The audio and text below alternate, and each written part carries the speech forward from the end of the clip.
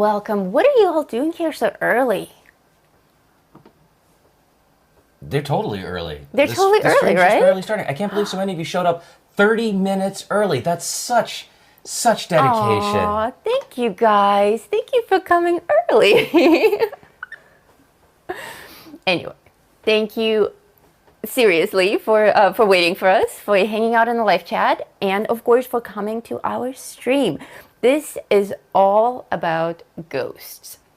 I have a few announcements to make, a few things to share with you lovely people. We have a birthday today. Sharon Johnson, happy birthday. Happy birthday. Sharon has been waiting for this show as her birthday gift, so we hope that we will entertain you today properly. The image that we're working with today is this amazing design by Matt Davidson. This is Ghost Bride. And I blew this image up so that we can work on the face close up. This is the actual size that you would print it in. And of course, you guys already saw me complete this in the monochromatic challenge that Dawn and I had going on. You probably saw the video that I released last week. If you didn't see that, the link to it is of course in the video description. So you should check it out after the show, where I do a full time lapse of how I colored this and my tricks for creating a monochromatic effect with more than one color, which is technically cheating, but hey, it's art. We cheat where we can. So I asked my community members what they would like to do live on the show today, and you guys asked for me to focus specifically on the veil, the transparent veil effect. And Tiffany, we did talk about black veils a bit, but it was a bit of a short notice for me, so we might do black veils on a separate show. I'm just going to focus on the classic transparent white bride's veil. So I blew this up for a very, very tight close-up so that we can work on the face and the veil. And I will work with thank you, with my pre-selected colors, which I will call out now. So if you guys want to take notes, or if my moderators want to take notes and answer these questions throughout the show, because I'm sure they will come up again. What pencil are you using? What did I miss? And since we will be having guests on the show, I won't be talking as much. So I picked a bunch of purple colors. I have 2 Prismacolors, and the rest are Black Widows, my current favorites. For my Prismacolors, I have a dark purple and the 20% French gray. And for my Black Widows, I probably won't use all of these. I'll probably stick with like 3 or 4 colors, but I like to pre-select a whole bunch of them so that I have a variety. I have things to choose from and make decisions on the fly. So I picked several brown colors. I know that you can't hear these. I have Huntsman, I have Rattlesnake, and I have Brown Bug. I don't know which ones I'll end up using. Probably 2 of them. We'll see. But at least I have my options. And I have 3 lilacs from the Black Widow set as well. I have Amethyst, Pastel Purple, and Tulip. These are my 3 lilacs, which we'll use a little bit on the skin tones. I didn't use any lilac on this picture, and it looks like I like it. I like the close-up of it, but I felt like it was a little drab. I think we can add a little bit more purple. I'm in a very purple mood, so we'll do that. And of course, for my skin tones, I have Stink Bug. Of course, totally natural to have Stink Bug for your skin tone. And I also got, I'm getting very shady looks over here. And I also brought in Yellow Sand just in case, because she is holding a candlestick with some candles. So we may have a little bit of a light on her face. And since I'm no longer limited to the monochromatic challenge, I can add a little bit more color here.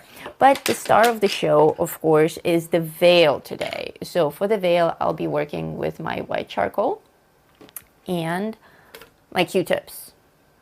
So we'll actually start with that.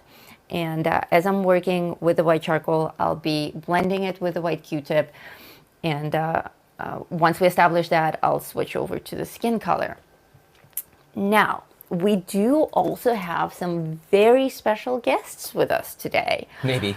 Maybe. Maybe we have guests today. I know that the guests exist. Our very special guests are Matt and Dawn Davidson. Matt, of course, is the creator of this beautiful page.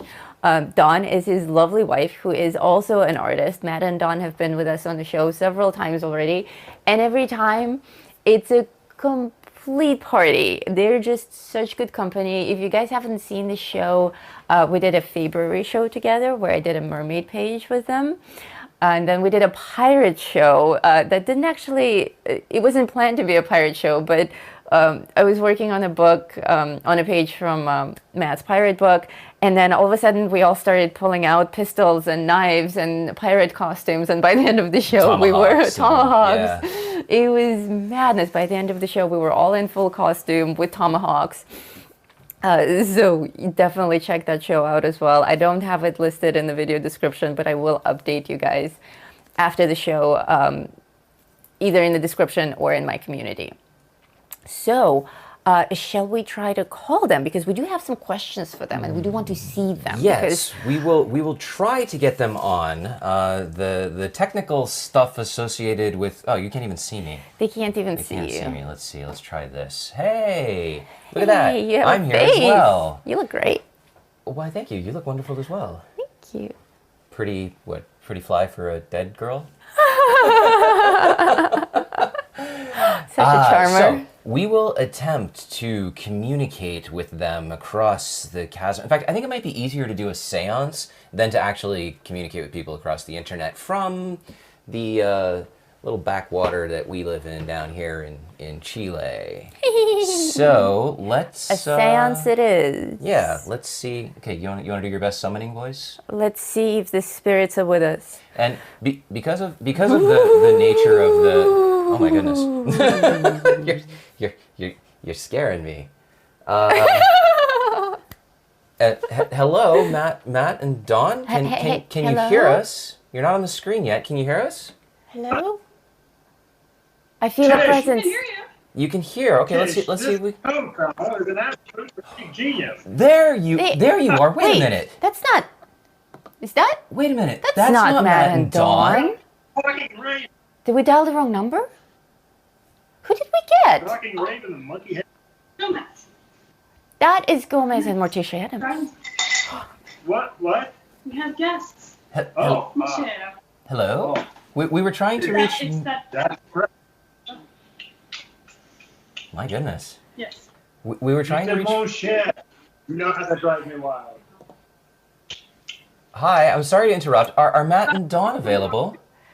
Oh, we're totally interrupting. Matt and Dawn. Davidson. We sent him to the basement, into the dungeon with Lurch. He's drawing some Inktober things for me. Yes, they'll likely. He'll be posting them on that Gulagram stuff. What do we call Instagram. Instagram. Yeah, I can never keep up with all this stuff. Wednesday, did you need something? Oh, honey, is there anything I can do to help? Take care of her head. Oh, I'll take care of the head. You're welcome, darling. She's so resourceful, isn't she? Yes. That's the Careful up. way we raise them. Well,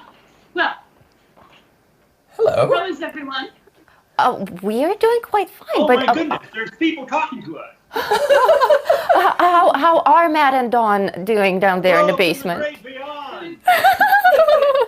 So I don't think that they can hear you because of the mysteries of Bluetooth. Oh. How are Matt and Dawn doing down in the basement? Are they okay? Oh, as far as we know, there were some screams a few minutes ago, but Oh, that is a good delight. sign. yes, Okay. Delight. Who's this? I'm sure everyone's fine. Pugsley, Where are you going? Where are you going with that? I'm going to play with my sister. Not with that, you're not. Hand it over. Here. If you want to do something, make a big impression, son. Take it. Go have yourself some fun. Wow. That's Coming in, old man. How are you? Oh, did Grandmama's potion help you with your dander problems? Look, you happen to be on BooTube right now. There's millions of people looking at you.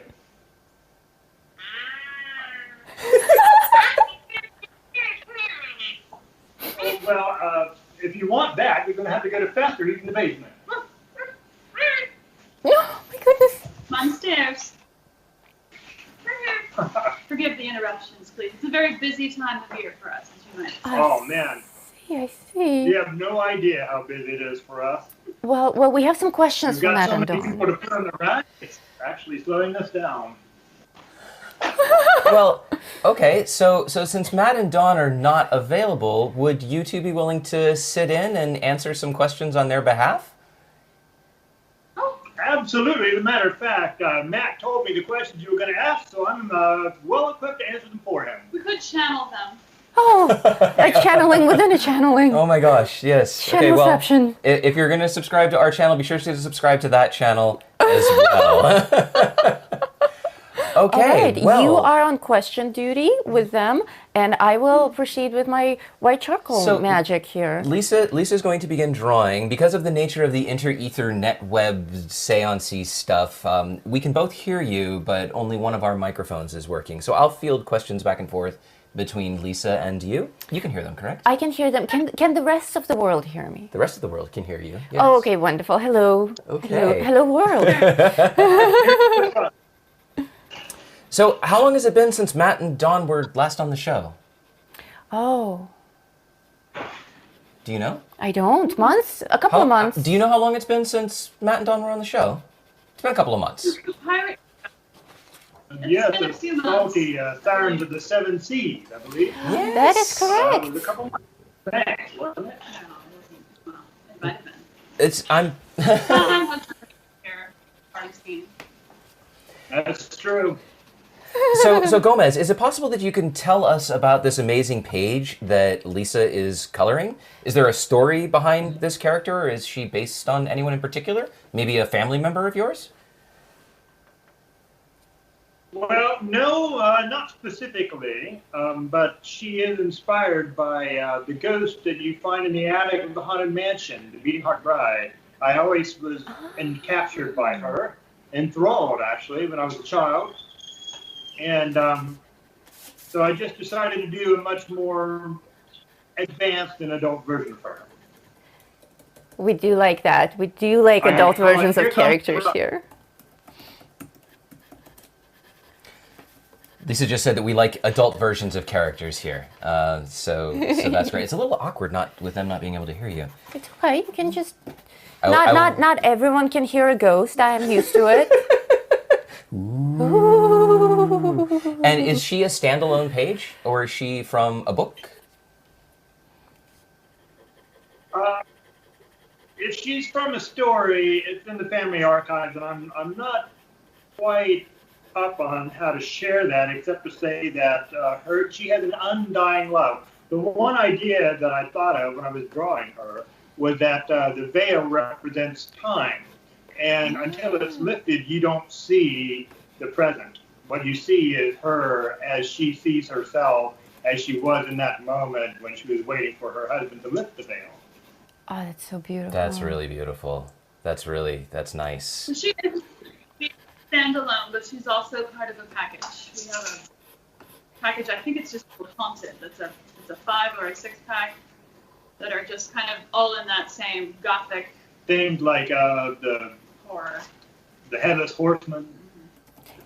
And of course, you guys, we have links to all of that.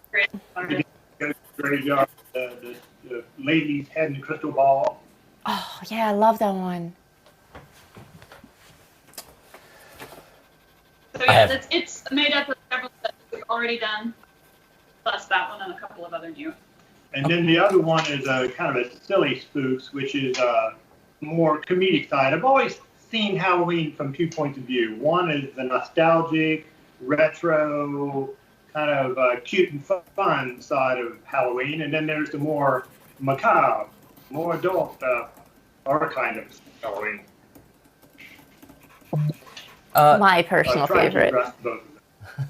Lisa says it's her personal favorite. So what else have you and your guests been working on? Do you have any new books, new sets, new projects, new stuff that's going on? I mean, it looks like you've been certainly busy since the last time we saw you.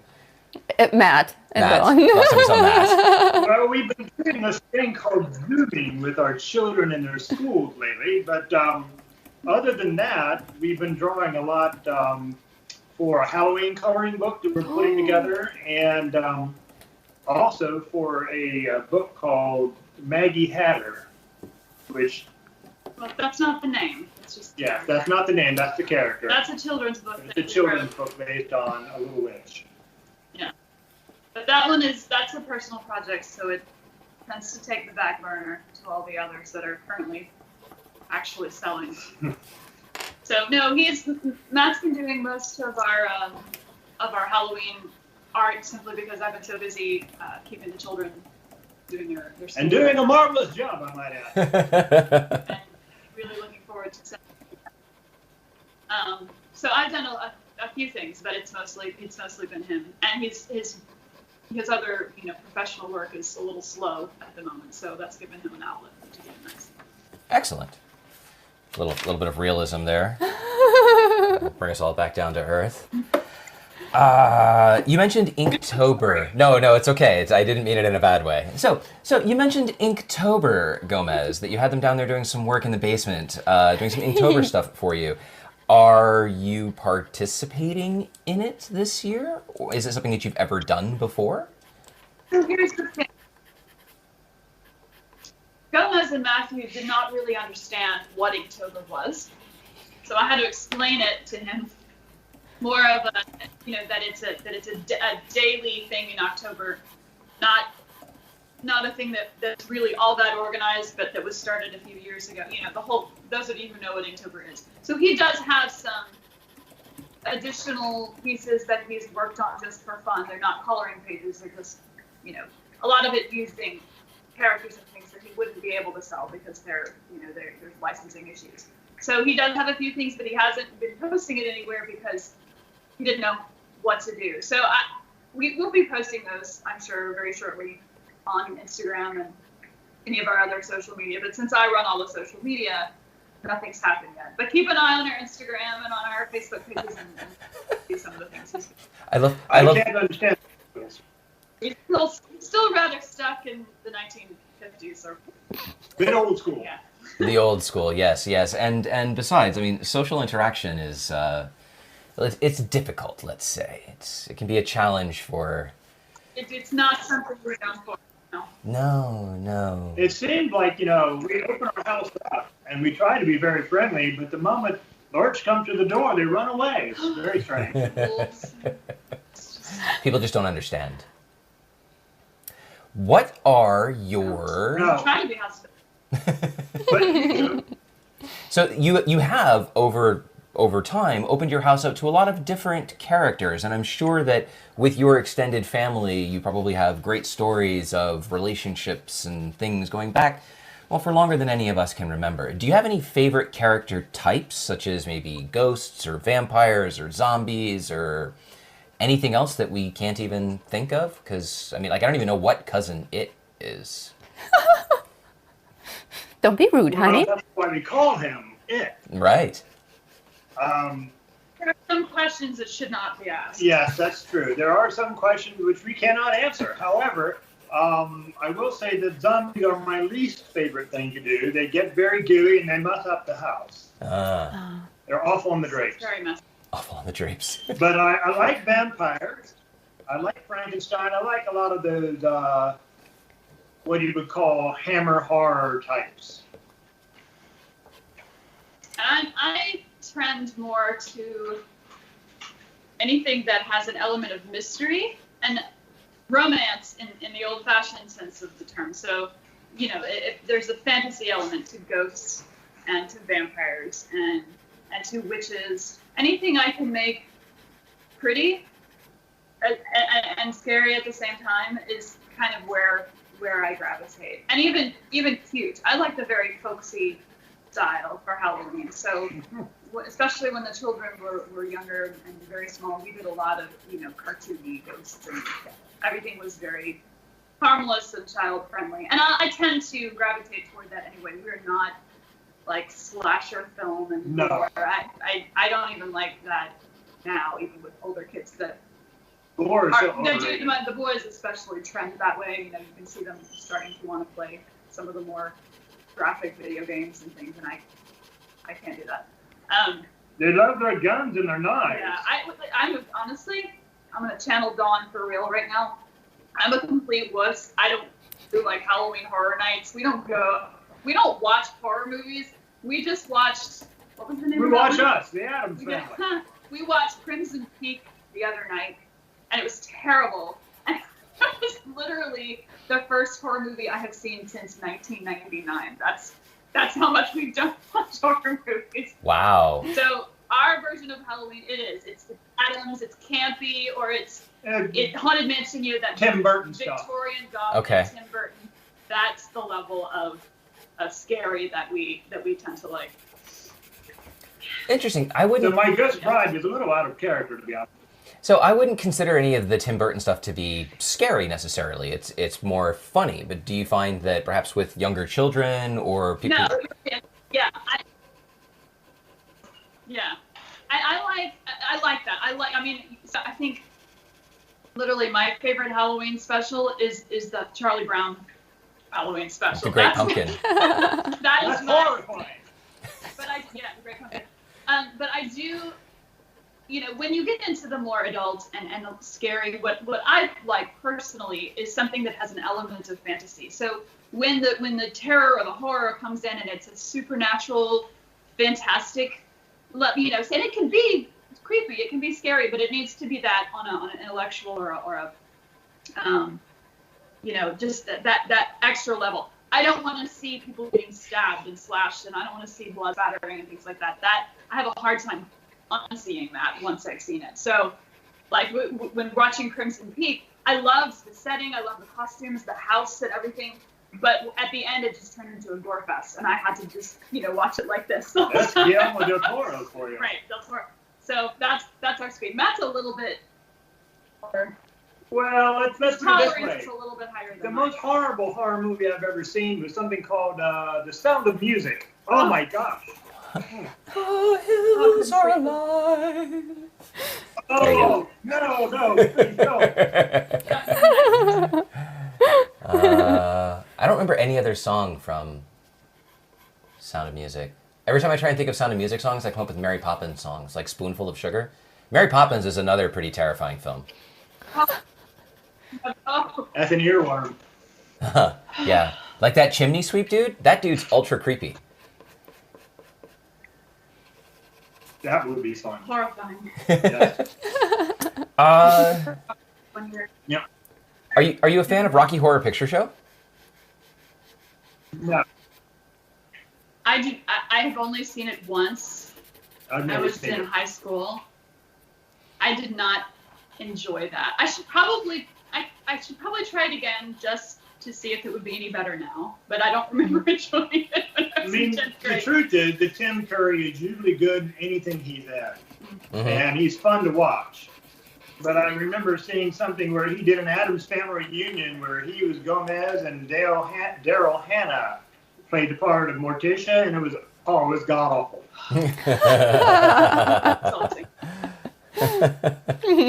So in this broad range of, you said that you really liked the Charlie Brown Great Pumpkin. Somebody in the chat threw out, apparently there's a Raggedy Ann and Raggedy Andy Halloween cartoon. I've never even heard of that. Never heard of that. If you were to make a recommendation of if somebody could see one good non-slasher horror film, and that was the only thing that they could see, what would you recommend? Addams Family Values. Of course. Of course, Gomez, of course. No, appropriately creepy. So there was a Disney movie. Oh my gosh. I haven't seen Please it don't bring since up college. Disney. No, but they did one called The Lady in White. Do you remember that? No. Do you remember that one?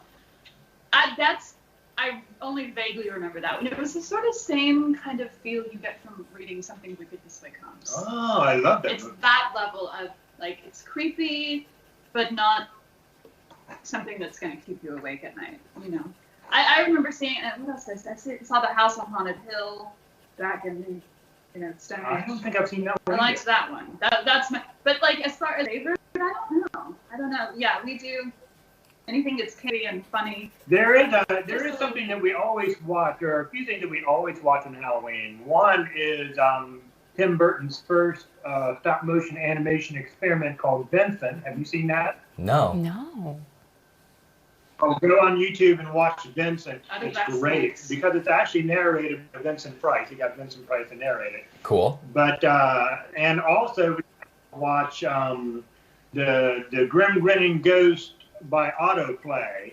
It's I think it's a music thing. It's a music It's a video. music It's a music video video. on YouTube where an a cappella group does the song. Or Thriller. From Haunted. Thriller, of course. You're lucky that you're not we in. have our rituals. You're lucky you're not in the chat right now because the chat. I made the mistake of saying I don't remember any of the music from Sound of Music, and the chat is just blowing up right now with lyrics from Sound of Music. That's just all it is. I'm surprised so It's many terrifying. people know it. It's like it's Oh, a straight up God. horror movie right now. We even have a back channel for the admin, so if I miss a question, the admins tell me the question so I can forward it to Lisa. The admins are forwarding me Sound of Music. Oh no. That's not essential information. No mercy. Take the route. Nerves of Steel.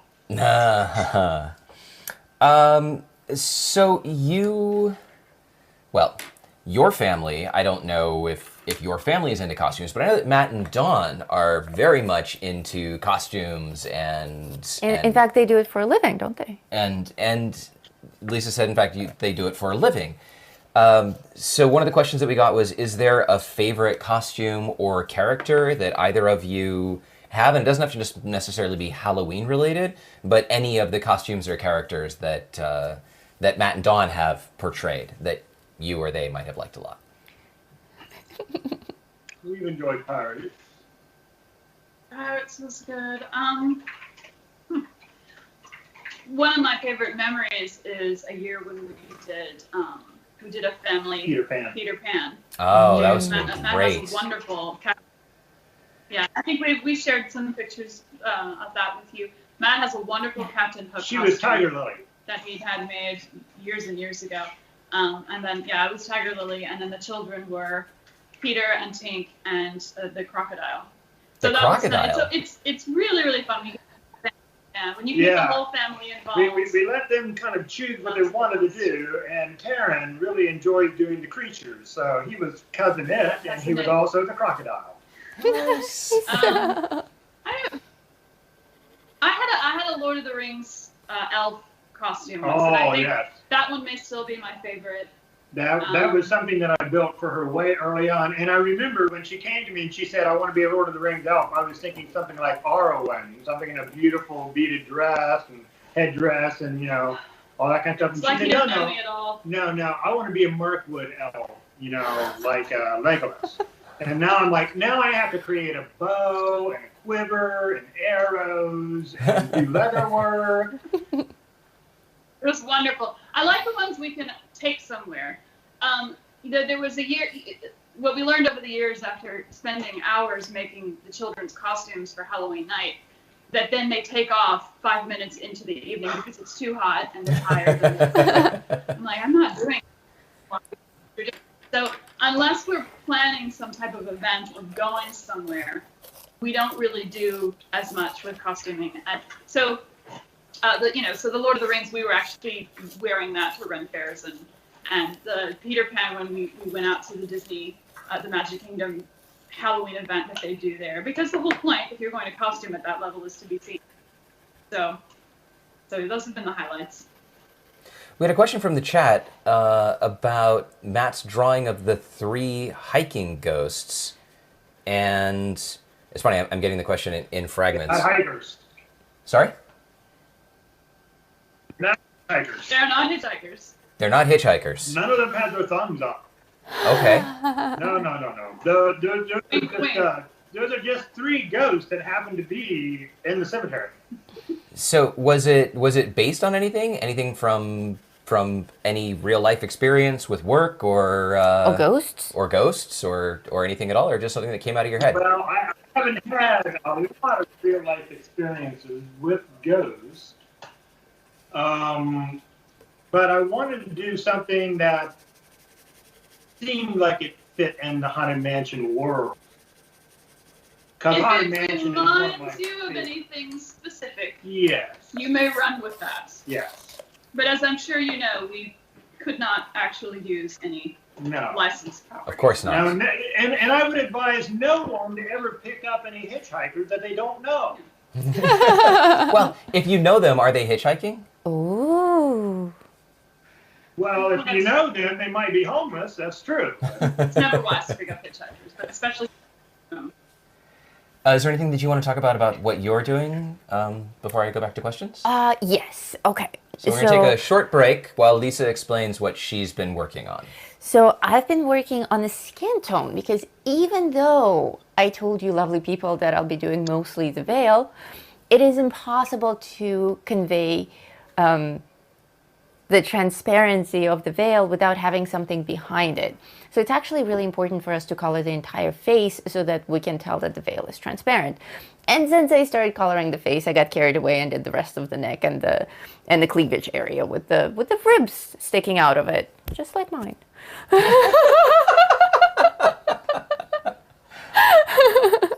So the colors that I used for the skin tone, because she's kind of withered, and like I talked to you about it in the video where I did the full time lapse of it, I imagine that the withered part of the skin is her having been in the ground for a while, like somebody just dug her up or she rose from the grave on her own, because the skin is all old and broken up in parts, and you can actually see that her bones are sticking out in parts. But it's under the veil that you can see her actual beautiful clean skin and her face. And I thought, hearing Gomez's story about what the veil represents is definitely super inspiring and such a beautiful story. Oh my God, I love it. So on this one, instead of giving her pure white eyes, I'm actually going to make her look more human, more attractive under the veil area. But I want to keep the same kind of skin tone. So I'm making sure that the skin that's exposed to the air is darker. And the skin that's underneath the veil, I'm using all the same colors, but not as many layers. So it's actually very, very light. And the colors that I've used so far are the rattlesnake from Black Widows, the brown bug from Black Widows. I used a dark brown, which was Huntsman. I used it a little bit, only under the chin and on the nose. And then I used a stink bug for my yellow tones. And I'm about to start using my 20% French gray from the Prismacolor set for blending. And after that, I will introduce my first lilac. So I will keep working with that. And actually, I'll zoom this in a little bit so that you guys can see just the face part. Zoom it in Zoomy to zoom. here. Zoomy zoom. Zoomy zoom. All right. So I shall proceed with this. And of course, if there are more questions later on, I will take the time at the end of the show to do any kind of a Q&A that may come up. Before we go back to Gomez and Morticia, there was a question about... Okay, I'm adding lilac now. This is pastel purple from the Black Widows. Paige wanted to know, why doesn't the charcoal smudge or stick to the pencil? Why it doesn't? Oh, that is the magic of chemistry. That There is you all. go. That is all that I'm able to. Science. It's science. Science is the reason. Science is the reason. No, it's literally, it's whatever this stuff is comprised of. It's designed to stick to blank paper and charcoal. And actually that is the reason why I always start with white charcoal, is because I can't add it to pencil, because just the chemistry of the colored pencils and the white charcoal, they don't mix. It's science, like Tech said. Oh my God, the dogs are going crazy Yeah, they're just going out crazy. I there. have to go figure out what that's about. So you can definitely add lighter colors on top of your pencils, but not with white charcoal. You can use different kinds of pencils for that. And actually, that's what I have my 20% French gray for. It's not white, it's very, very light gray, but it is lighter than the color of my paper. And I can use this for any kind of highlights that I need to add afterwards once everything is colored. So there are options for adding lighter tones over all of your colors, just not white charcoal. I can actually keep talking about this if you want to go check on the dogs. No, let's run some other questions. She's Maybe she's defending us from something. She went on an adventure yesterday, so yeah. she's... She doesn't sound like she's actually doing anything that requires that I cross in front of the camera or that I step away from our lovely guests here. She's protecting us. Somebody in the chat asked for Matt, what is the background to the dancing ghost? The dancing ghost. Well, Our backyard. that's probably not the graveyard they were talking about, okay? But yes, I've always loved Bonaventure Cemetery, and we went for a tour of it. Bonaventure. Bonaventure, that's true. It was beautiful. It has, okay. Oh my goodness. Anyway, I hate it when she says, I love it when she says French. Anyway, I like the idea that love is immortal and eternal, and therefore the grave cannot kill it.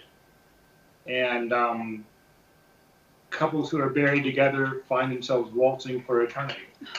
Aww. I'm such a romantic. That's adorable. There's I guess a photo of a couple, or I don't remember. The skeletons. The skeletons, yeah. Yes, they've unearthed these skeletons that were buried embracing. Yeah, there's. I don't remember the origin, but I remember seeing skeletons. Yeah, like, I don't know if it was in Pompeii or it was something, or if they actually it was a couple that they died and were buried together. But just the fact that even in that transitional moment, they still wanted to represent their love for each other. That's the way to go. Yeah. Buried by hot ash. We have a question from the chat. Locked in eternity. Aww. Don't torture yourself. That's my job. You two are adorable. Adorable. So what is... Yes. This is another question from the chat. Somebody is asking, what is Matt and Dawn's background that led them into this journey of art? Maybe not, I don't know if it's art in general or the... Someone who doesn't know them very well. Yeah, so it sounds like it might be somebody, this is the first time that they're seeing you on the show. So if you want to give maybe a little bit of background about yourself and how you came to be who and what you are today. I've always been very fascinated with Disney and always wanted to do something for them. I remember I got an Art of Disney book when I was very young, and the animation artwork captivated me. And I was also very captivated in the 70s when I was like an early teen with Star Wars, and found out that all the art that was done by the people for Star Wars were done by product designers. And all the ships and the worlds and the architecture, the costumes, and that fascinated me to no end as well. So when I went to school, I studied product design in the hopes of getting into ILM and designing concept design for movies, and instead I ended up in Disney, which is weird because I didn't study animation. She did. Not precisely. Well, You went up in costuming, but which he hadn't studied either. No, I was drawing all my life, but then I guess round about the time I was 13 or 14, The Little Mermaid had just come out, and I fell in love with Disney animation at that point and decided I wanted that to be my life's work. So I pursued more art, and not in animation per se, but in figure drawing, which is the basis for animation. And so, went to school for that. By the time I came to Florida, animation was shutting down, unfortunately. So even though I have an excellent portfolio and got great feedback on it, that never went anywhere. And after a few years just working at the theme parks, just as hourly past, I decided I didn't really want to work for a giant corporation anyway. So, my journey has been a little more roundabout, and now I do a lot of personal work that I very much enjoy. And She does a lot of children's book illustrating professionally. children's She's book. illustrated several books, and they're absolutely adorable. children's I hate books, to say that word. and then obviously the coloring pages started as sort of a side gig for both of us, where we were just trying to figure out, okay, how can we make a little extra income? Side hustle. Yeah, and I knew that adult coloring was a big and growing thing, but look, we were a couple of years behind the biggest push. Back when some woman doing mandalas made $500,000 on Amazon. That doesn't really happen anymore. But I encouraged Matt to start with me. He thought it was crazy idea. Who colors? I said, well, you'd be surprised. There's a lot. Well, the way that actually happened was when she said, how would you like to do adult coloring books? And I'm like, that sounds kinky. Right. And then she explained that that's But not what adult coloring is. no. So, but it was fun because it gave him in particular an outlet for some areas that he had not been allowed to go with his job. Because he's, in addition to doing costume designs, he would occasionally pitch show ideas for shows and parades and things to them, and often they love them, but there's nothing in the budget, or no, we're not going to do that. So basically, there's a lot of stories living in my head with no place to go, and these characters, they get stuck, and it's crammed and claustrophobic in my head after a while, and they start pushing their way through my eyeballs. Becomes a raging animal. So this has been nice that he has an outlet to put that somewhere, and it wound up being quite popular, as we've seen. Although we were on Etsy for about 6 months before we got really discovered, and I think we made $10 in that 6 months. And then finally, I figured out kind of how to leverage Instagram to get more of a following, and things very slowly built from there. But it's been a journey that we both very much enjoy. It is still Morticia arcane arts of and social media.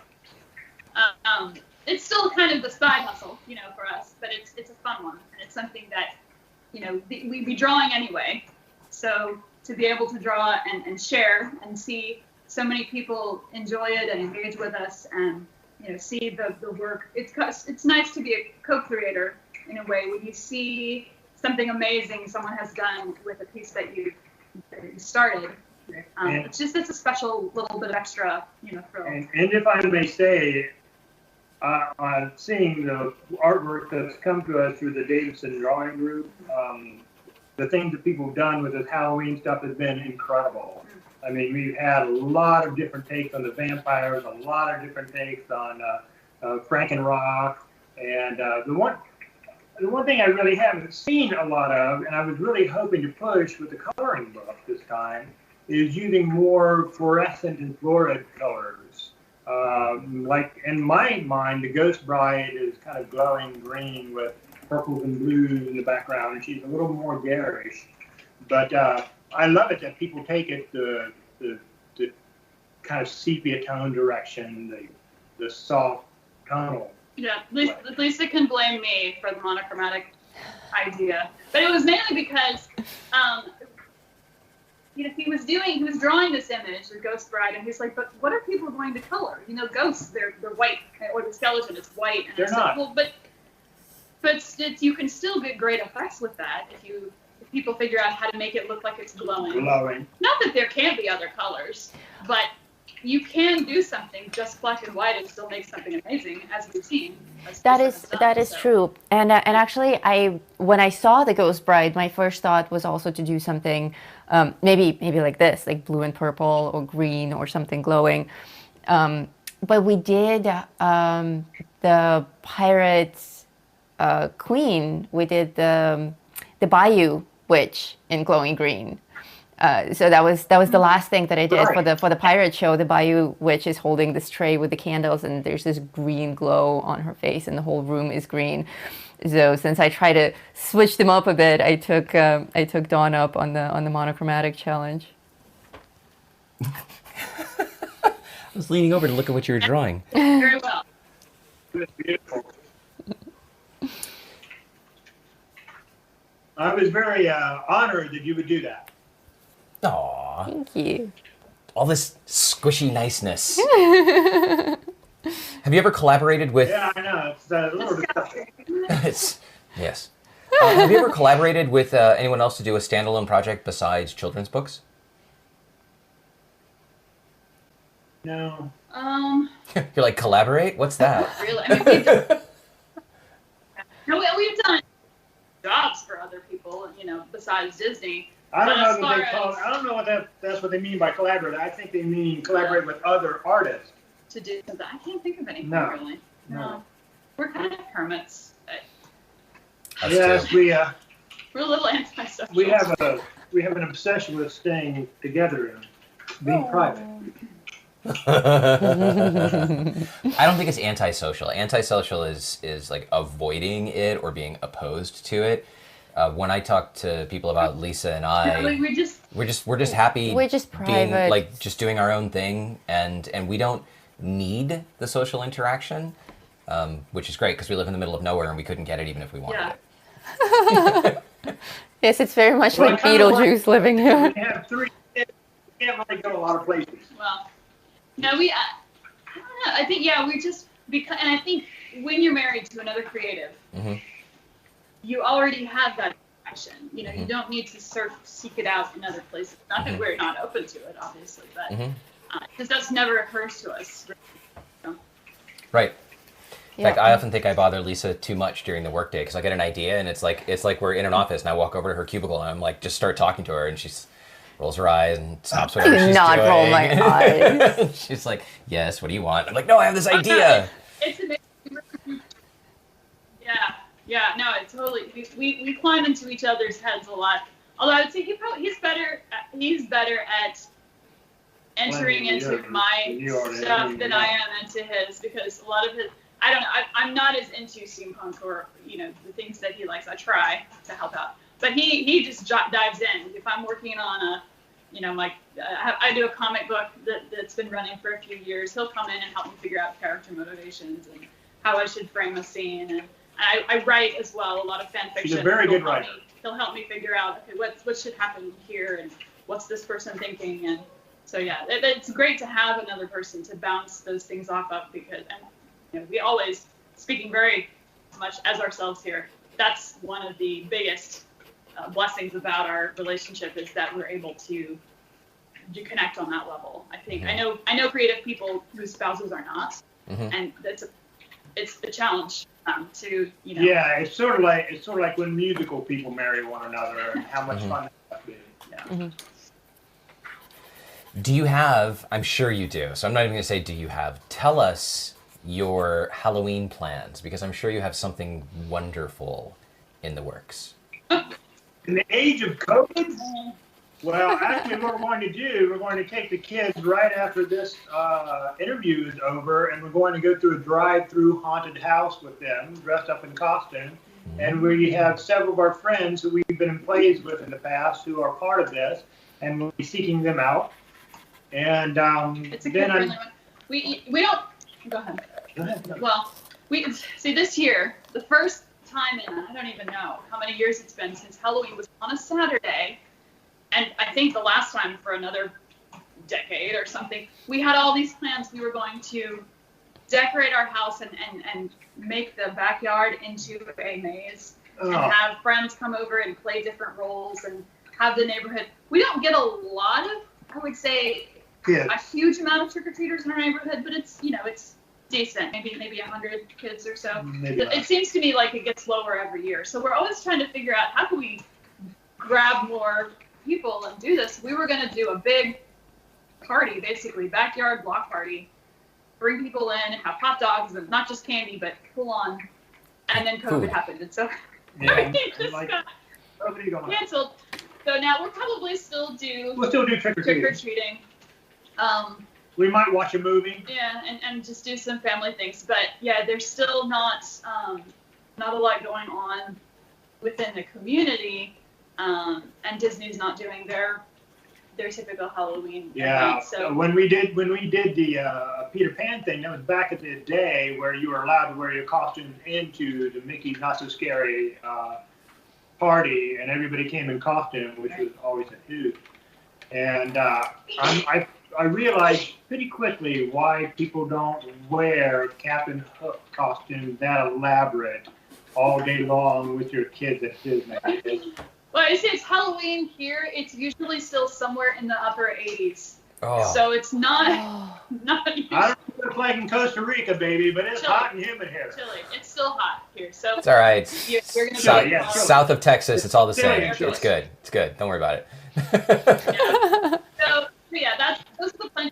There may be other things that come up, and that's why it was delightful doing this event today, so that we had an excuse to keep the costumes on and Thank you. something else. And You're thanking us. and we'll see what else comes up during the month. We did the test call I think we before should this. have had a scarier Halloween costume. I No, think we should have had a scarier Halloween costume. I could have gone as Mr. Rogers, and she should have gone as Martha Stewart. if you're gonna go as Martha Stewart, you have to wear like the orange jumpsuit and the handcuffs, though, because Yeah. that was a really good look. That was a defining moment. That's a good one. Like that. Somebody described my live stream as I'm the Mr. Rogers of Kubernetes, which I thought was really funny. And if only I had like a cardigan or like a whatever the sweater that he would wear, I would totally wear that on my show. Awesome. Are we giving something away today? We are, What are you doing for aren't we? What are we doing for Halloween? I'm glad you asked, because the audience doesn't actually know what we're doing for Halloween I have yet. to lean in so that Matt and Dawn can hear you.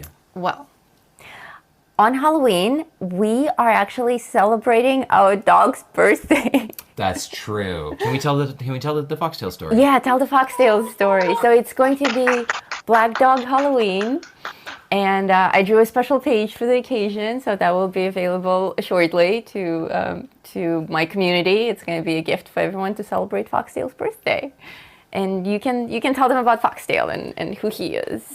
And what's Franken we? I just had like a super genius I love it. That's idea. perfect. Hang on a second. I can't believe that I didn't think about this before. I'm going to lift my drawing board for a second. Don't freak out. The world is going to shift. Tiffany time. So Lisa, say something. Hello. Can somebody hear me? Can you hear her better now? Can you hear me better now? Now we can't hear you at all. I just lost you. They Oh. can't hear either of us. You're now. mute. Tech's like, Oh, I have yeah, an for some idea. reason I changed the microphone and it muted itself. Can you hear me now? You're back. Okay. Lisa, say something. Can you hear me at all? Do So you- so far. Yes. Oh my God! They can hear me. They can Now hear me. you can hear Lisa. Okay, They that's can wonderful. hear me. Wonderful, I have wonderful. leveled up in my ghost levels. Okay. So I don't have to like lean over and pretend I'm inspecting the drawing just to get the microphone closer to her. Oh, was that the drawing you were inspecting? Family friendly show. Right. The Adult fox, coloring. You know what's really going on. the foxtail story. Foxtail the dog. Foxtail the dog. Foxtail is our male dog, black. He He looks like a black lab. looks like a black lab, yeah, although he's not. We lived in Santiago, and we lived at a dead-end street, and Lisa went out one day on Halloween, and she... I could just tell- went for a walk. Yeah, she went to like the deli that was down the street, and she came back, and she came into the house, and she said, "Look, I'm really sorry, but a dog followed me home." And I'm like, "I'm sure a dog followed you home. Like, what did you give him treats? Did you give him something?" And she's like, "No, he followed me home, and he won't leave." So I look outside, and on the outside of the gate to the front of the house is this black dog who's just lying in front of the gate, and he has declared that this is his house, and he will protect it. And he has been protecting it ever since. And dogs following Lisa home is actually not that big of a deal, and we can look outside. Like, you can look at the dog and you'd be like, "That's not my dog." But I looked at this dog, and it was like our dog had just come home, and I said, "Oh, that's your dog." And the thing about Santiago, it's filled with dogs. They're just street Yeah, dogs there's street dogs everywhere. They're like everywhere. pigeons in other cities. So it's not weird at all for a street dog to be hanging out. Like, nobody rescues them. They live on the street. Like, there are no shelters for these dogs. They're just like feral dogs. So this one dog came home, and it was just obviously our dog. Yeah. And it was such a beautiful Halloween day too. It was all foggy. There was nobody out. And this big black dog just came out of the fog and followed me home. It was very romantic. So he became our dog, and so we don't know how old he was. We think he was maybe 5 or 7 months old. Yeah, he was physically fully grown, but very much a puppy Still up a puppy. here. So we just declared that Halloween, the day that he came to be our dog, was his birthday, and we celebrate that every year. And Lisa does a photo with him as he's been getting. But this year we'll actually be streaming it, so we'll have pancakes in the morning, and Foxdale will hang out with us. We'll do some coloring.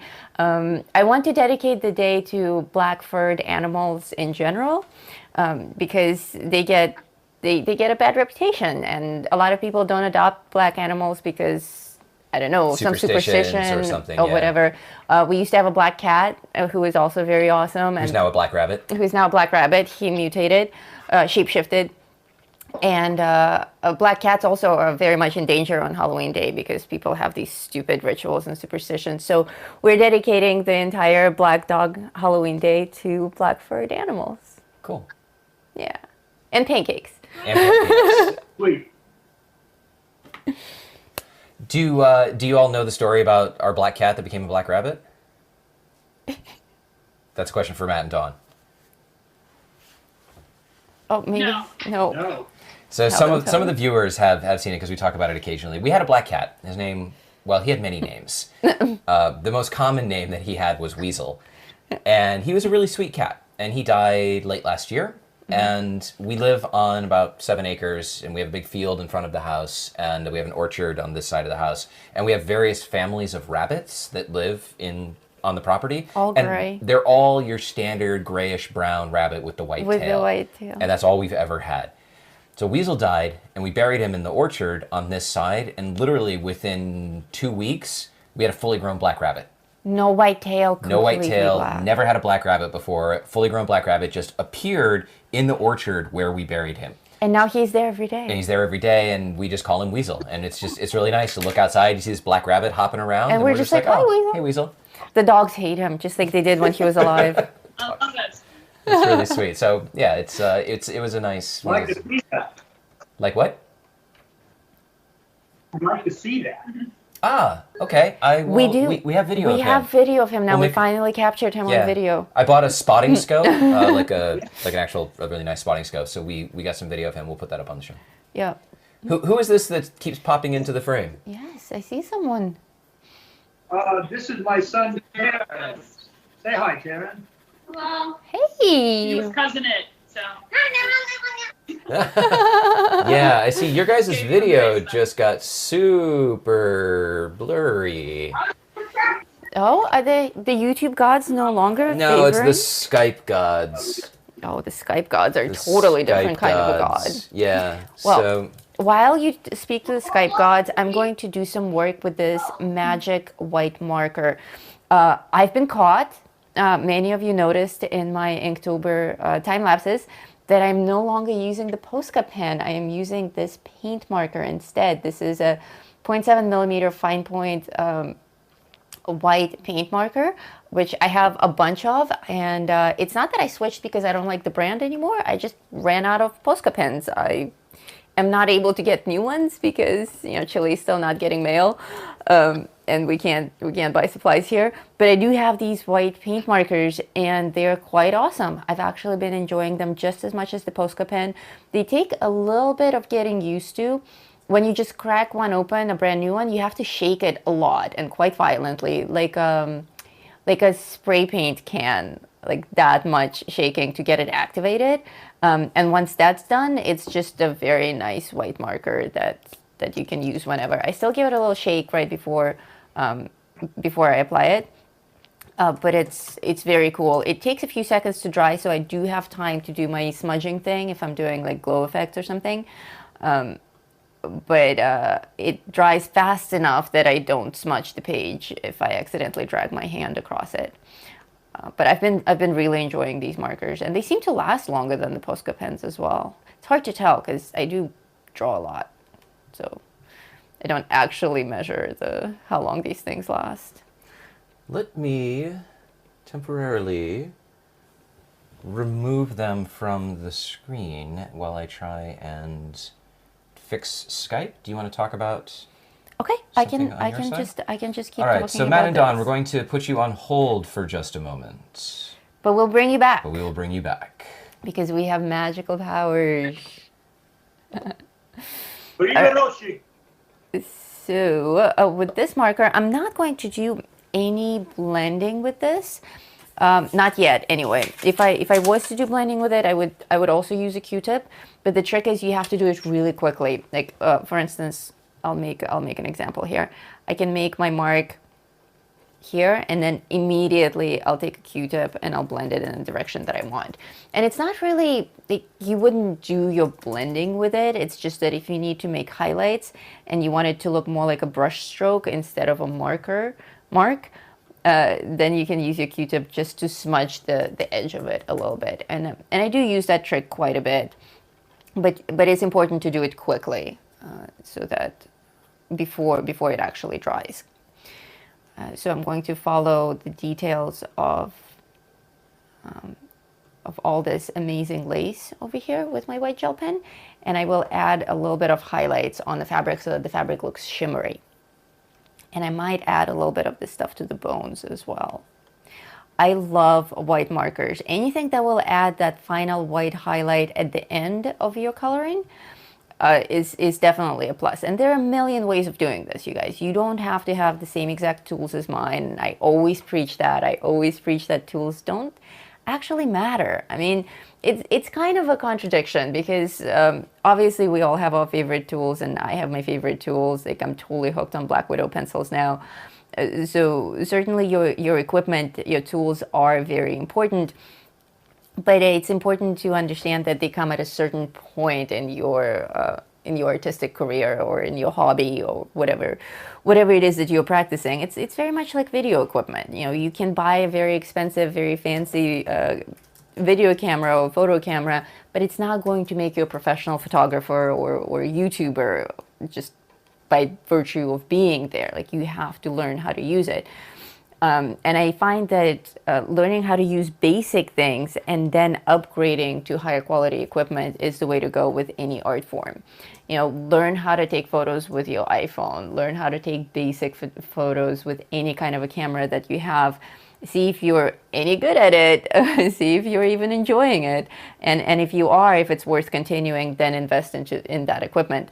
And see if the equipment can help you get better. If you get to a point where you feel like you're just not advancing anymore because your equipment is holding you back, that's when you upgrade. You know, if you can create these effects with just your basic pencils, with your basic tools, and you feel like, okay, I've got this technique down, and now I wish my marker pen was a little bit brighter, that I could make these glow effects on the gemstones, for instance. And then you start looking for the pen that will achieve that effect. Not the other way around. You don't search online for the pen that will suddenly turn you into a master of creating beautiful gemstone effects, because that's not how it works. You learn the technique first, you learn the skill first, and then you upgrade your equipment. And I think in the coloring community, especially more so than in the drawing community, this is a common misconception. People are constantly chasing these perfect tools, and thinking that the tools will somehow make their craft better, and that's simply not true. You know, and certainly there's nothing wrong with buying fancy tools, expensive tools, but it's important to understand that they should be upgrades to what you're already doing, not the other way around.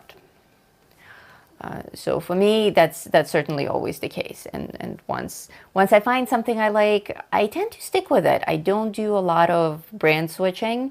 Well, mainly because I can't actually get stuff here, so I'm kind of limited by that. If I lived in a country where I could just buy stuff and have it shipped overnight to my house, then I would probably do more product reviews and try out different products for you guys so that I can give you feedback on all of them.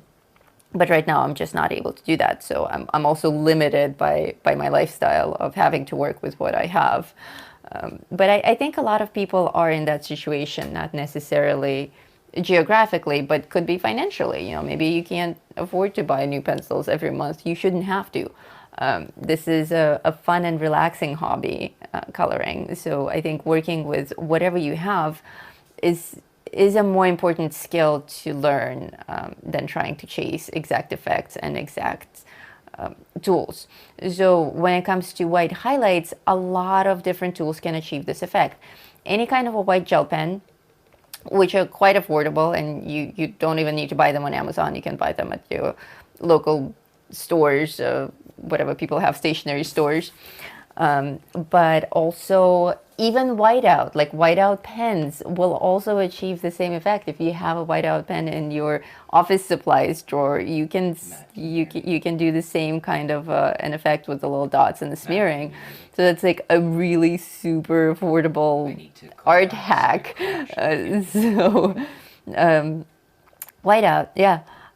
White acrylic paint, another one super affordable. You can just, acrylic paint is available pretty much anywhere in a lot of kids craft stores as well. White acrylic paint I often use myself for these effects. It's just that this is faster, and also it's a tool that I'm very much used to, and especially now that I'm doing Inktober, I'm trying to stick with pens and markers. So I'm using markers a lot. But let's see, white acrylic paint. There are a bunch of watercolor paints that paint over other media and even other colors. A lot of the watercolors that I use in my studio, the watercolor cakes, and that's actually what they're called. They're called watercolor cakes. You don't actually eat them. Please don't. Don't lick watercolor cakes. But the way that they work is that they're very powdery, and even the white that you get there, the white, the yellow, all the light colors, you can apply them over your pencil drawing and they create really beautiful effects. Actually, watercolor would be a great tool to try on a design like this. So there are a million options, and certainly, I like certain things. I find tools and supplies that I like the most. I'm a big fan of toned paper and white charcoal, but you don't need to have these things to create these same effects. My idea for these shows is to inspire you guys and to show you all the different ways that you can achieve certain effects, and then for you to go out and try your own things. Let's see. Am I even still on the screen, or am I off screen? Because I zoomed in so much, I don't know how much of this veil you guys can see. I see. Okay, I'm still within my mark. So I'm mostly adding the white gel pen just to the lace, and also on this part of her corset there are a lot of little beads and stuff. So I think we'll be working with that as well. The beads are a lot of fun with the white gel pen. And I have some news to share with you guys. As long as we're speaking about supplies, I have something very special. Even though Chile is still not accepting shipments from outside the country, even though I'm still not able to buy things on Amazon, there's one man on this entire planet who is still able to smuggle things into me, and that's Albert Jones. Albert Jones was able to send me this box of Monarchs. This just arrived last week. They're brand new. I haven't opened the box yet. Look, they're still wrapped in plastic. Brand new Monarchs. So I'll finally do that product review that I've been promising you guys for months. I'm really sorry that it's so late, but we live on the bottom of the planet. And the page that I will be coloring for my product review is this Jack and Sally page that I drew as a gift that I actually drew for Mel. Mel, one of my moderators and admins, has commissioned me this page as her vision, and she described how she wanted Jack and Sally to look in a little bit more human way than they actually appear in the movie. So I drew this for her, and then she very kindly volunteered that we give this as a free gift to everyone who joins my community, Talm. So actually this page is already available for everyone who's a member of Talm, and the link to that is either somewhere on the screen rolling by or in the video description. So anyone who is a Talmer, you can grab this page. I will be doing a review of my wonderful Monarchs using the Jack and Sally page.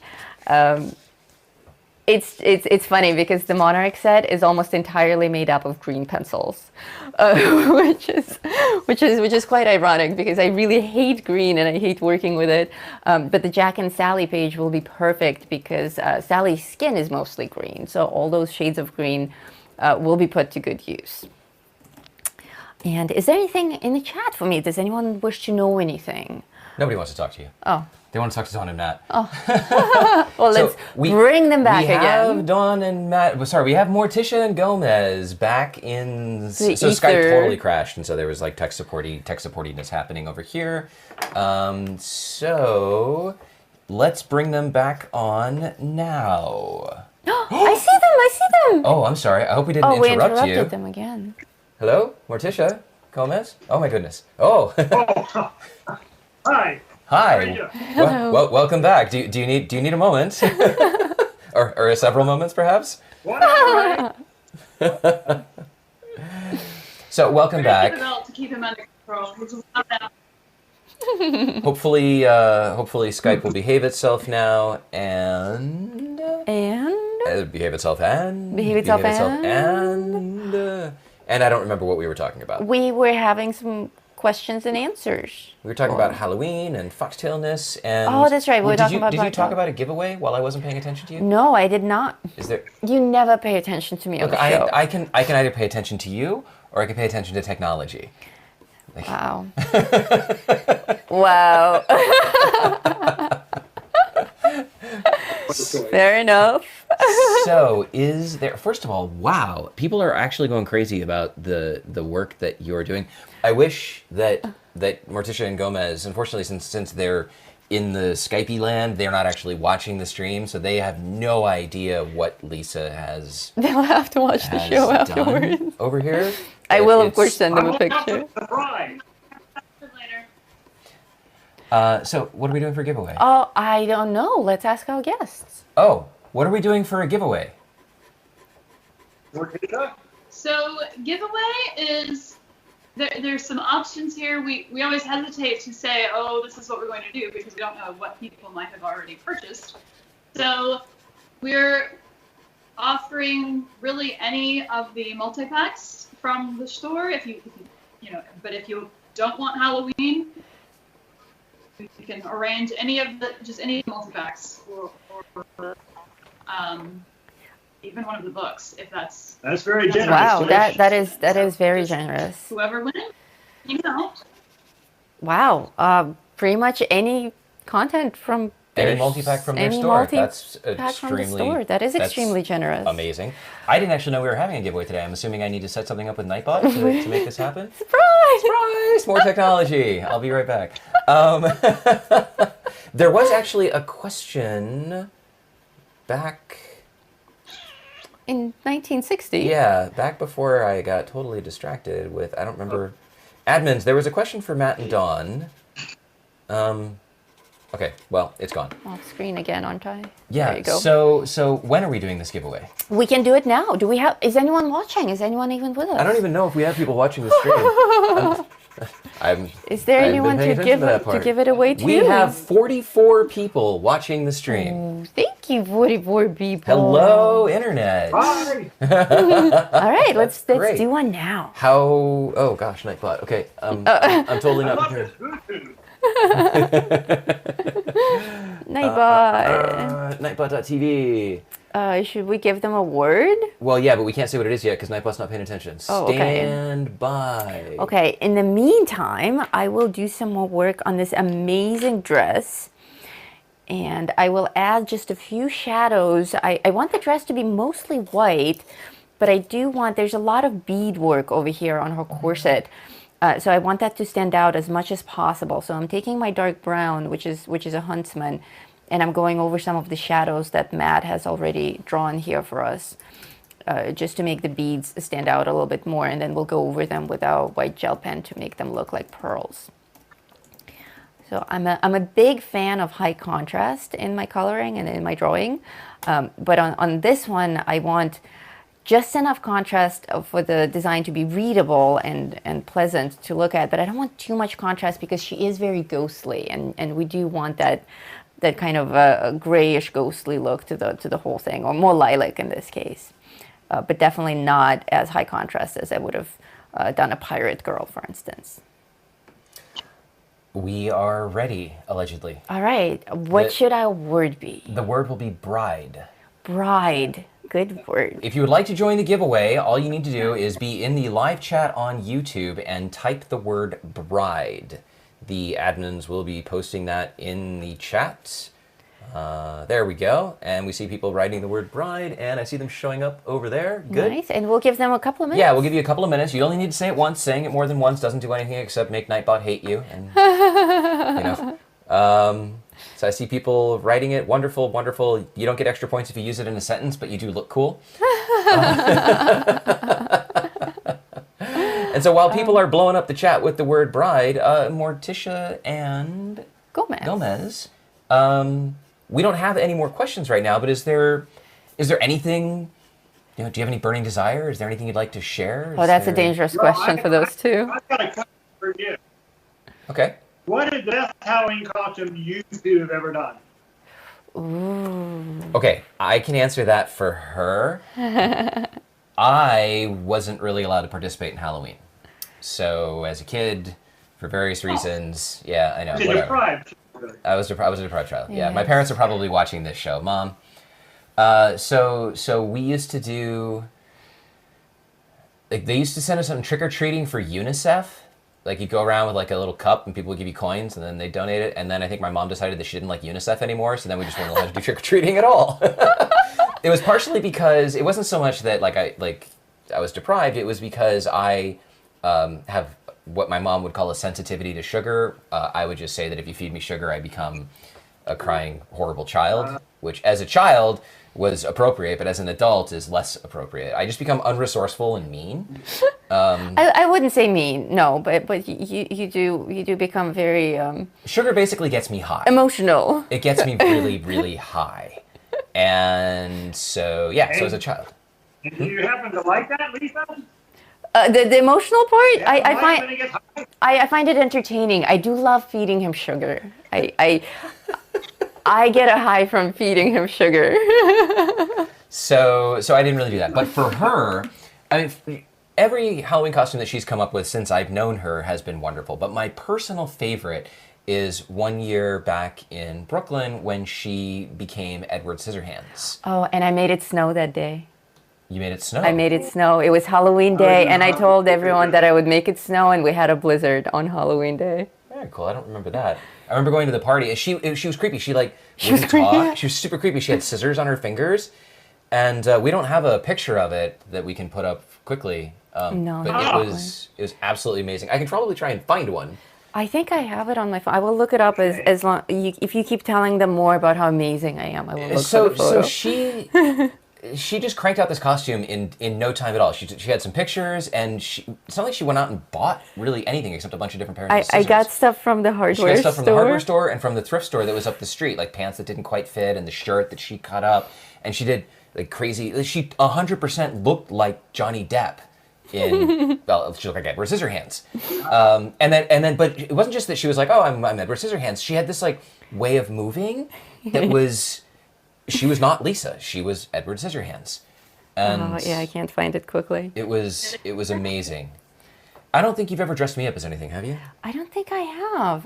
Well, I always dress you up for the show. Like you were a fairy one time. Yeah, but that's not Halloween. It's not Halloween. No, we haven't really done anything Halloween-y. We haven't. Oh, the year that she was Edward Scissorhands, I dressed up in like military gear that I just had, so like a tactical vest and boots and like I kind of over the topped it a little bit, looking like a soldier. And I went to a party where you had to be dressed up, and they wouldn't let me in because they said I just looked like myself. And we did Goth Fest. Well, you were going at the social path. They look like everybody else. Okay, Yeah, we have a lot of people now who have we have people who have said the magic word. So I think it's time to roll the winner. Jennifer Doyle. Jennifer Doyle! Jennifer Doyle is a winner. Congratulations. Congratulations. Golf clap. Golf clap. Congratulations, Jennifer. Golf clap. Awesome. Cindy, Mark, whoever is moderating for us today, please get Jennifer's information so that we can connect her with Matt and Dawn. Yes. Can you zoom this out a little bit? Because where you're coloring is, you're working off the screen. Am I? Yeah, really? you when you were down. I'm like over well, here. now, yeah, but you were down. I'll stay here. Okay. So congratulations to Jennifer Doyle. Thank you, Dawn and Matt, for donating such a wonderful thing. And we don't have more questions. Do you have more questions for us? You can interview us. And it's all right because we need to figure out where we're going for this next event. So. Okay. Well, thank you so much for let joining. them Thank you go so much then. for all of this. When we got on the test call before, I was not prepared for just how beautiful and amazing you both are with the set and the kids and the skits and the... It was such a treat. Such a treat. Thank you so much. We love having you on the show. Well, Honestly, having you guys on the show is the closest thing we have to having friends over. So it's literally like this is very exciting for us. Yeah. Thank you so much. You were about to say? And thank you guys so much for hosting us. You've been a wonderful host. Anytime. Thank you for understanding the technology problems. Check the stream afterwards and just look at what Lisa has done with your art. It's amazing. I will send you photos. All right. Thank you. Enjoy the rest of your day. Stay safe. Bye. Happy Halloween, everybody. Happy Halloween. Happy Halloween. And they are out.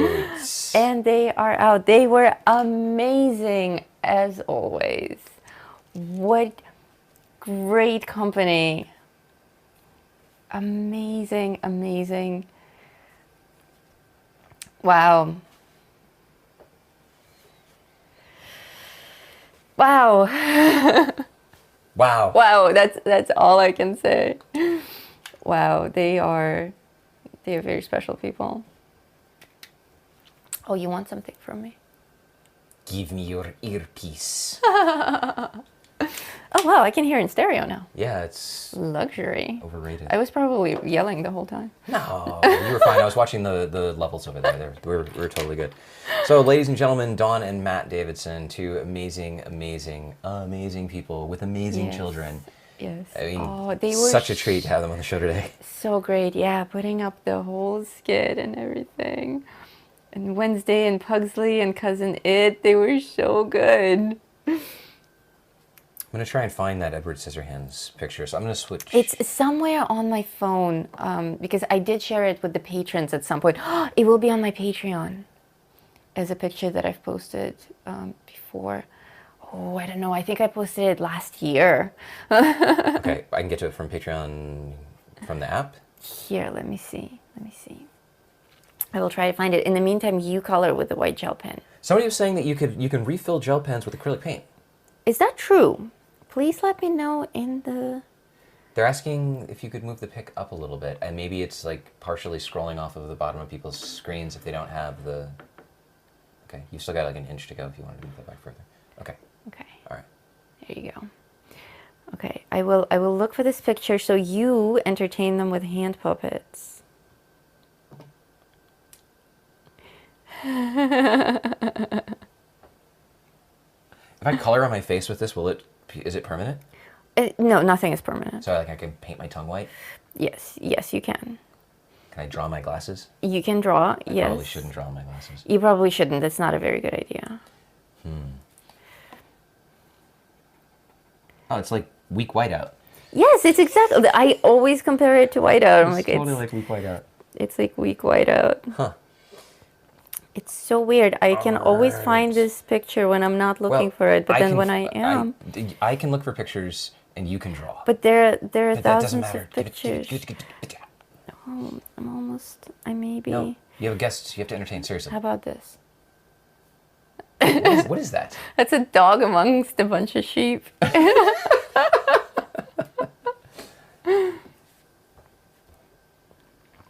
Yeah, I don't remember where I put it. I could swear I saw it just a couple of days ago. Right, you can switch back to me now. Oh, I'm still on the screen. My gosh. Now they're looking at you Hello? looking at the phone. They're always Yeah. looking at somebody scrolling through the phone. Okay, so I'm just adding this white to the beads because there are a lot of tiny beads here that are hanging off of her corset. So I'm not going, when there's a lot of detail like that, I tend to just kind of add a lot of my own stuff and not go over stuff over every single detail that's drawn out. And I just go with the pattern. For instance, here, there's a suggestion of a lot of dots going on the bottom line of the corset. And you don't need, the point is that there's kind of this string of pearls. So I'm just putting these dots one after another so that you can see the string of pearls. So you don't have to be perfectly exact, especially with something like this where her dress is a little bit messed up and is a little bit ripped here. So the beads are not all perfectly symmetrical. So it's okay if you don't follow the lines exactly, as long as you get the idea across. And I also like to add these little random white dots here and there for the sparkle effect, especially on the dress. So I will add just a couple of these here and there, more to the lighter areas than to the shaded areas. And it will be kind of this little shimmer. And I did promise you guys that I would add a little bit more shimmer to the gown, to the veil around the eyes over here. Not an easy task, huh, looking for that photo. It's okay. No. It's okay. I can post it in the community later when I find it.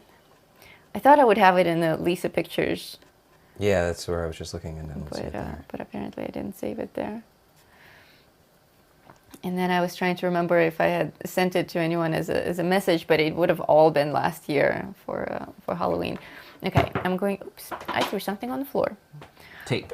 Not a factor. I'm going to slide this down again so that we can come back to the face area, and we're going to do that shimmer effect. So for the shimmer effect, I'm taking my white gel pen and I'm just adding it in a single line and immediately smudging it in both directions. And the more you smudge it, the less obvious it is. We definitely want that. We want more of a translucent veil effect than like high contrast silk. So you don't want to overdo it. You definitely don't want this to look like white lines. You just want a little bit of a suggestion of a higher contrast. Not too much and not identical lines. You can follow the lines that Matt has already left uncolored here. And you can add maybe a couple of your own. But make sure that there's an element of randomness to it. So definitely no perfectly parallel lines. All right. Are there any questions for me in the chat? Because we're actually coming up to a close on this. I am almost done with the veil. So it was Michelle that said that you can get acrylic paint Uh-huh. and refill the Posca pens with it, and she gave a YouTube reference in the chat that I will try to find. Oh, cool. Wait, the Posca pens? Not these markers? Sorry, Posca pens. Wow, that's cool. I had no idea you could refill Posca pens. That's life-changing. If only I didn't throw them all away.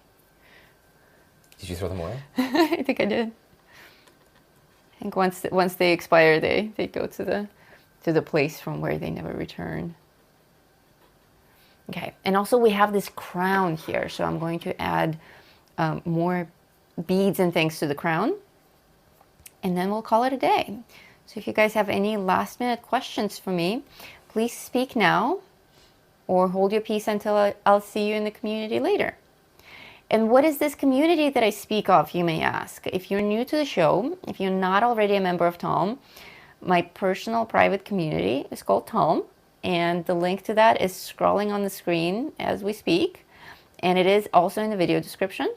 All you have to do is ask to join, and somebody will approve you.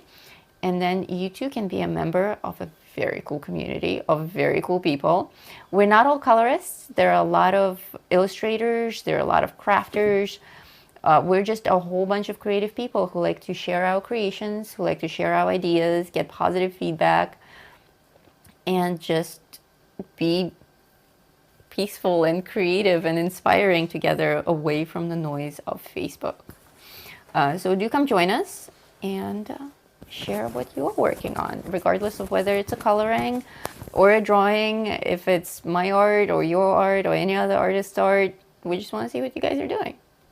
And of course, that is also where you get the Jack and Sally page, which I will be doing my Black Widow Monarch demonstration on. So if you want to participate in that, join the community, grab your page, and I should have that tutorial ready either next week or the week after.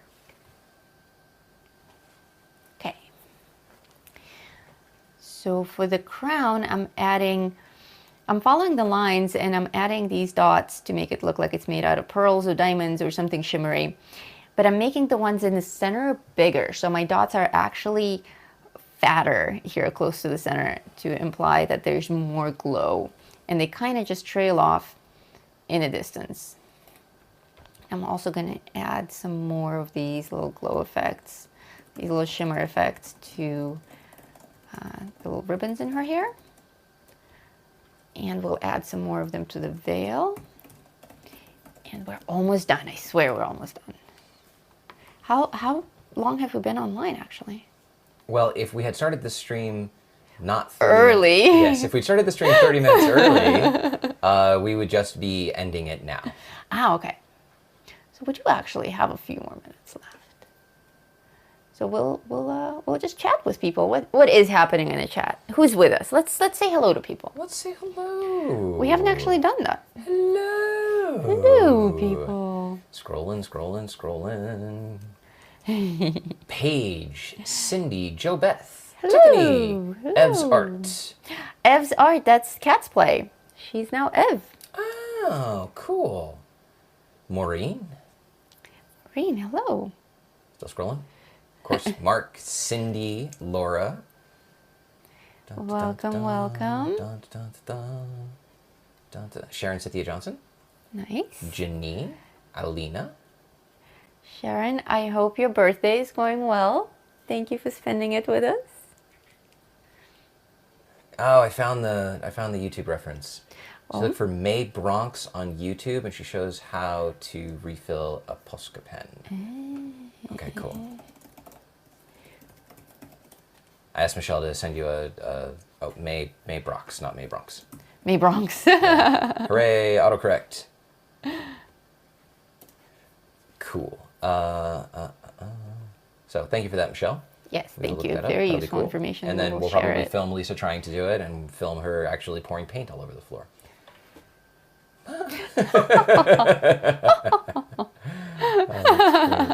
Because that's always fun. Hey, tell us in the chat how you liked having Matt and Dawn on the show. Yeah, they're pretty amazing people, huh? Amazing. And their kids are so cute. Adorable. So adorable. So adorable. Color and chat with Joanna. Nice. Welcome. MC. Welcome. Oh, Iselina says YouTube is evil. You just out of the blue, just like that. Bonnie Hoyer. Heather Shroom. Heather, welcome. If I haven't said your name, it's because I'm just scrolling really quickly through people that have been talking in the last hour and a half. I know some of you have possibly already gone away. Gone? Others of you have joined. Gone. Candace K Music. Nice, welcome. So lots of people here. Carolyn Woodhall. Lots of people here. Yeah. Thank you. Thank you, thank you, thank you. I'm getting totally carried away with these little white dots. They're very, very addictive. Oh, lots of people saying bride. Bride, no, the bride thing's over. No, that's Oh, yes, you're I'm scrolling. That's where I got to. Lots of people saying congratulations, Jennifer. Sorry, Dun, dun. excuse me. Honk. This is my wife. She's a goose. Wait, let's see if I can make it again. Oh, it didn't sound like a goose at all. No, it doesn't Say, work. Thank you, thank you, thank you, thank you, thank you, thank you, thank you. Oh, what a fun time. I'm so glad that we're able to actually have video chats with them. The first time we had them on the show, we only had an audio call. Tech is slowly trying to up the game here. Here's this portion of the stream is brought to you by Tech Support, explaining why the technology has failed. Didn't fail. It didn't fail. It half failed. We did a test call with them where I was testing NDI support inside of Skype, which is where Skype will take the video feed and open a port on the machine so that something else can connect to it and pull the video out. So I was extracting the video and the audio directly into the streaming software that we use. So the test call worked fine and the streaming, everything worked fine until I actually turned on all of the streaming software stuff that it needed to do. At which And it point, freaked out. Yeah, it was like, It was like 1 minute before the show. I'm gonna keep doing this. Hey, if it gets us the views and the thumbs up, keep doing it. So yeah, so I was like, okay, that's not gonna work, and then it like crashed the streaming software and it crashed Skype, and I was like, Murr!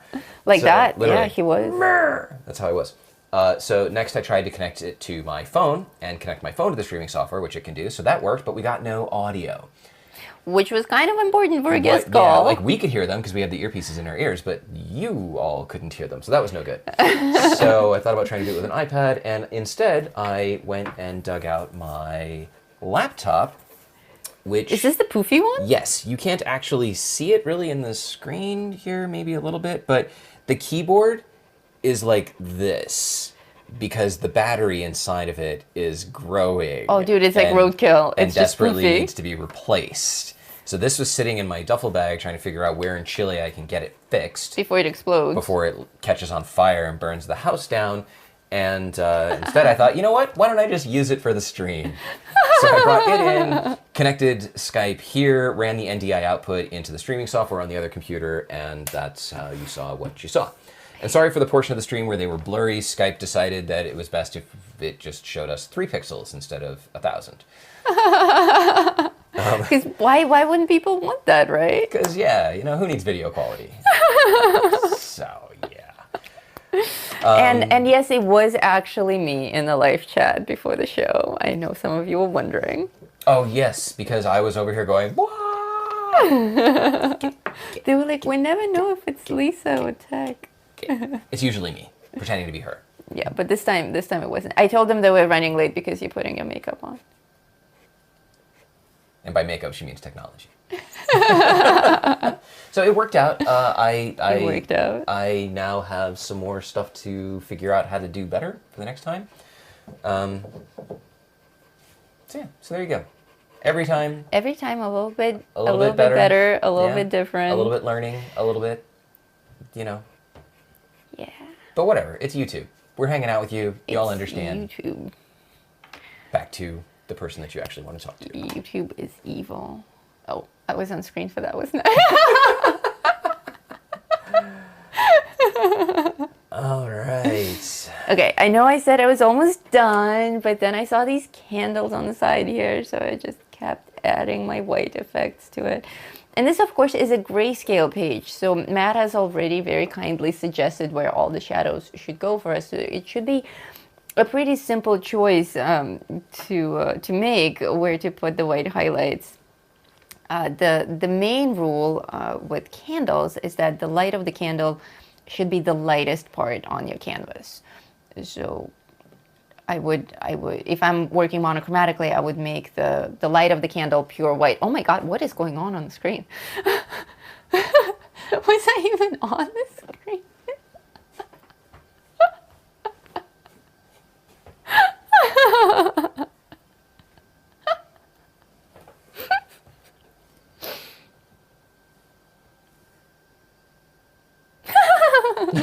I would answer you, but my audio's been cut off. Oh. All right. I think we should call it done. I mean, obviously it's not done because we can do the whole page. But we did do the skin tone. We did the face through the veil. And actually, let me see if I bring this light down, it might show the white. I'm gonna make it really dark in here for a few minutes so that you guys can see the actual contrast on the page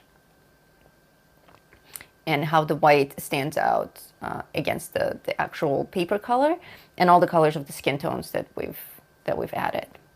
So that's more of like, oh, that's too much. I went crazy. This is more of like daylight lighting right now that I would work with while coloring this. My light is a little bit strong for the show so that it comes across on camera and also so that it lights us. When I dim it, you guys can see what I actually experience here in real life, because I see higher contrast than what I see on that preview screen right now. Is it gray tone paper? It is gray tone paper. Somebody asked. Yes, it is gray tone paper. You may bring me back. Ta-da! It is gray tone paper. You could do this on any kind of toned paper. I would recommend that you do this on toned paper just because it makes the white charcoal effect that much stronger. But it is a grayscale page, so a lot of the shading is already there. So if you only have white paper, or if you just don't like toned paper, if you prefer to work on white, you can still do this. You can achieve this effect on white paper, on blue, on green, on black. Oh, it would be gorgeous on black, by the way. If somebody has black out there, try it. It would be very, very cool. And of course, post your colorings in the community. Dawn is a member, so you can actually reach out to her personally if you want to thank her for the amazing time and ask her questions or anything, or share your colorings of the page with her. Matt and Dawn are kind of the same creature in my mind. They're just Matt and Dawn. It's not like Matt isn't a member of the community because he doesn't have an account, but Dawn is, and she's kind of there on both of their behalves. And when I plan the shows for us, or I get the art from them, I'm usually talking with Dawn, and she's the one who sends me the files, and she sets up. Like Matt said, she has the magical gift of social media manipulation. So that is her realm. And if it's anything that has anything to do with social media, that's Dawn. But they are pretty much the same creature. They're both very talented artists, and they're an incredible couple. So if you do wish to also communicate with the two of them, they are in the community. You can send them a message. And is there anything else that we should address before we say goodbye to these lovely people? Everyone's saying goodbye. Okay. Thanks. Goodbye. They know that you've been wrapping it up for like 15 minutes. For like 15 so minutes, like, yeah. Thanks. Oh, okay, we're still here. Okay, goodbye now. Well, I okay. was starting the show for 30 minutes, so it's only fitting that I spend another 30 minutes saying goodbye. Thank you, everyone, for a lovely time, and we'll see you again very, very soon. very, very soon. Later. Bye.